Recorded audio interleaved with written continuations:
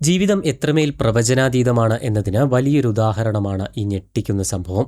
ഒരു നിമിഷം ആഹ്ലാദത്തിന്റെ കൊടുമുടിയിൽ നിൽക്കുമ്പോഴായിരിക്കും തൊട്ടടുത്ത നിമിഷം വിധി അതിന്റെ ക്രൂരമായ മുഖം കാണിക്കുന്നത്.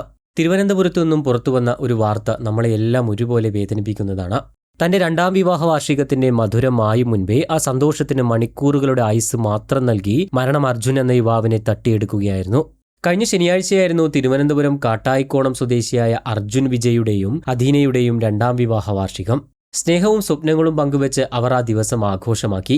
ഹാപ്പി സെക്കൻഡ് ആനിവേഴ്സറി എന്ന് കുറിച്ച് തന്റെ പ്രിയതമയെ ചുംബിച്ചു നിൽക്കുന്ന ചിത്രം അർജുൻ സോഷ്യൽ മീഡിയയിൽ പങ്കുവയ്ക്കുകയും ചെയ്തിരുന്നു. ആ ചിത്രങ്ങളിൽ വിരിഞ്ഞ പുഞ്ചിരിക്ക് പിന്നിൽ മരണത്തിന്റെ നിഴൽ പതിയിരിപ്പുണ്ടെന്ന് ആരും സ്വപ്നത്തിൽ പോലും കരുതി കാണില്ല. പ്രിയപ്പെട്ടവൾക്കും കുടുംബത്തിനുമൊപ്പം കേക്ക് മുറിച്ചും ചിരിച്ചും ആഘോഷിച്ച ആ നിമിഷങ്ങൾ.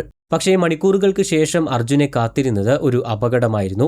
കഴിഞ്ഞ ദിവസം ഉച്ചയ്ക്ക് 2:45 നാടിന് നടുക്കിയ ആ സംഭവം നടക്കുന്നത്. ഓമനനഗർ ഇടറോഡിൽ നിന്നും കാട്ടായിക്കോണത്തെ പ്രധാന റോഡിലേക്ക് ബൈക്കോടിച്ചു വരികയായിരുന്നു അർജുൻ. യാത്രക്കിടെ അപ്രതീക്ഷിതമായി അർജുന് അപസ്മാരമുണ്ടാവുകയും ബൈക്കിന്റെ നിയന്ത്രണം നഷ്ടപ്പെടുകയുമായിരുന്നു. ഇതോടെ സമീപത്തെ മതിലിലേക്ക് ബൈക്ക് അതിശക്തമായി ഇടിച്ചു മറിയുകയായിരുന്നു. റോഡിലേക്ക് തെറിച്ചു വീണ അർജുനെ ഉടൻ തന്നെ സമീപത്തുള്ളവർ ചേർന്ന് തിരുവനന്തപുരത്തെ സ്വകാര്യ ആശുപത്രിയിൽ എത്തിക്കുകയായിരുന്നു. എന്നാൽ അവിടെ ചികിത്സയിലിരിക്കെ വൈകുന്നേരത്തോടുകൂടിയാണ് മരണം സംഭവിക്കുന്നത്. താൻ പങ്കുവെച്ച വിവാഹ വാർഷിക ചിത്രങ്ങൾക്ക് താഴെ ആശംസകൾ പ്രവഹിച്ചുകൊണ്ടിരിക്കുമ്പോഴാണ് അർജുന്റെ വിയോഗ വാർത്തയും എത്തുന്നത്. അതീവ ദുഃഖകരമായ ഈ വേർപാട് ഒരു കുടുംബത്തെ ആകെ ഉലച്ചിരിക്കുകയാണ്. ഇൻഡസിൻ ബാങ്കിലെ ജീവനക്കാരായിരുന്നു അർജുൻ. അർജുന്റെ അമ്മ വത്സല ജനാധിപത്യ മഹിളാ അസോസിയേഷൻ കാട്ടായിക്കോണം മേഖലാ സെക്രട്ടറിയും CPM ബ്രാഞ്ച് അംഗവുമാണ്.